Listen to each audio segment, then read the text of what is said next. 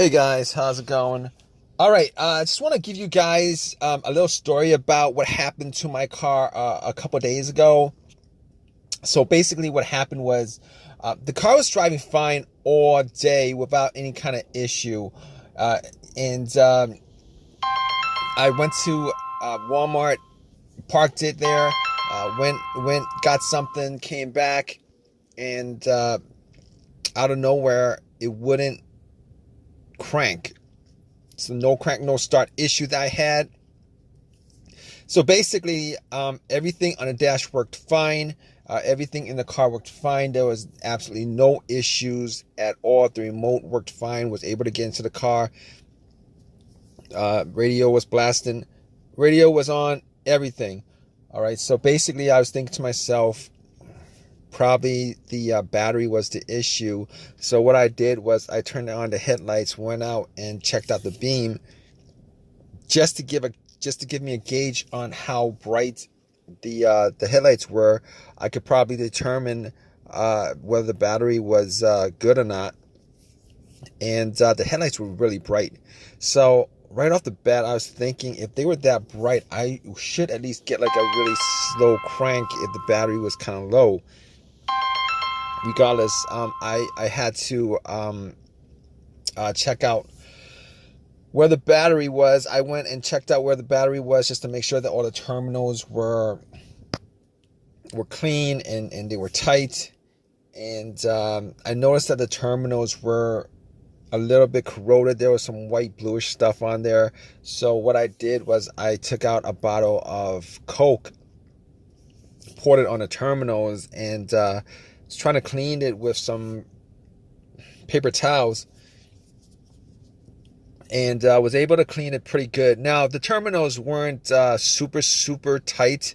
I was able to wiggle it out, but they were snug in there, so I knew that it probably wasn't the terminal being loose that was causing the issue. And then after I cleaned it up, popped it back on, and tried to start the car, it did the same thing. It wouldn't crank, it wouldn't start. But everything else seemed to be working all right. So at that point, I was thinking to myself, all right, maybe it could be a weak ground wire. If you guys don't know what where the ground wire is, the main ground wire is pretty much the negative terminal, and most of the time it connects to the frame of your car. So I checked it just to make sure there was no corrosion, that it wasn't split or anything like that. There was no issues with it. So what I did after that was, I had a battery pack that I bought a couple of months ago, because I had the same situation where I swapped out the battery. I was hoping that it was the battery, even though I swapped it out, considering I could actually just swap it out at Walmart. So I actually put the battery pack on there.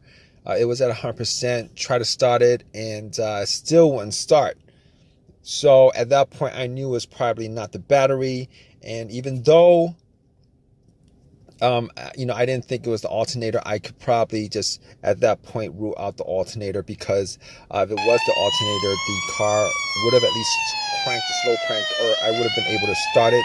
And then once I took the battery pack off, it would just died out. So at that point, I was able to rule out a bunch of stuff. I was able to rule out the battery, the ground cable, and the alternator, even though that probably wouldn't have caused the issue. So after going through that, I was thinking to myself, could it be something? Could it be the car's computer ECU? Because I did see a check engine light on my dash, and that check engine light was there. It's been there for a while, and I believe it was for a O2 sensor issue.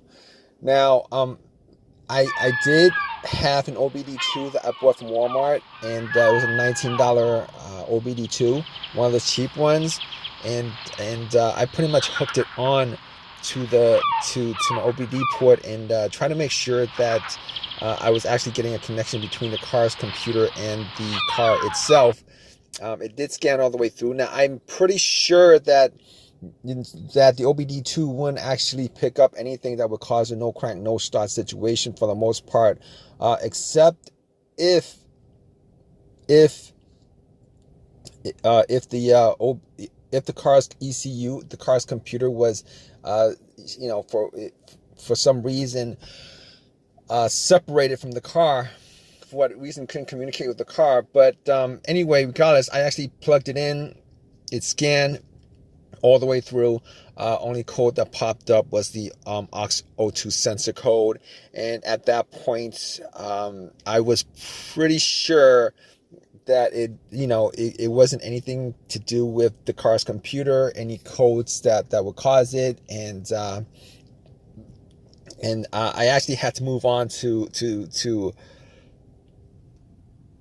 I had to move on to some other troubleshooting outside of that, because that wasn't causing the issue. So basically, I got to a couple of things, which were the fuses and the relays, which were highly capable of causing a situation like this. And got to the fuses, checked out all the fuses, just to make sure that none of them were blown. And I was actually looking at them. Now, I didn't have a fuse tester on me. I didn't think it was the fuses.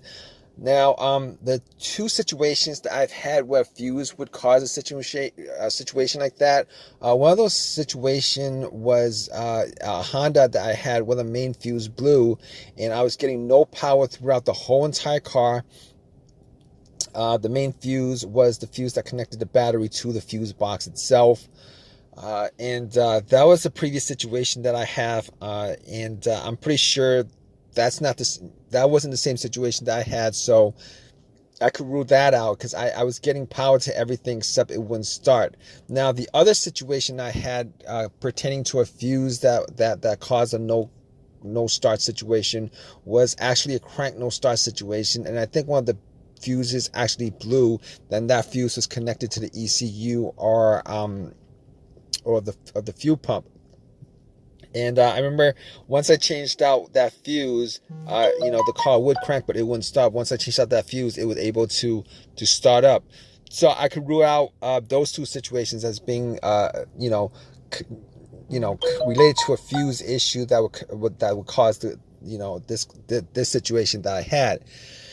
So, so basically, I could rule those things, the fuses out, and the fuses were pretty clean. I didn't smell any kind of burnt smell, and didn't see any kind of brownish, anything brownish, and a brownish appearance on top.